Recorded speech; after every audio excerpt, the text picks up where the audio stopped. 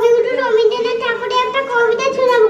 আমাদের ছোট নদী চলে বাঁকে বাঁকে, বৈশাখ মাঝে তার হাঁটু জল থাকে, বার হয়ে যায় গুরু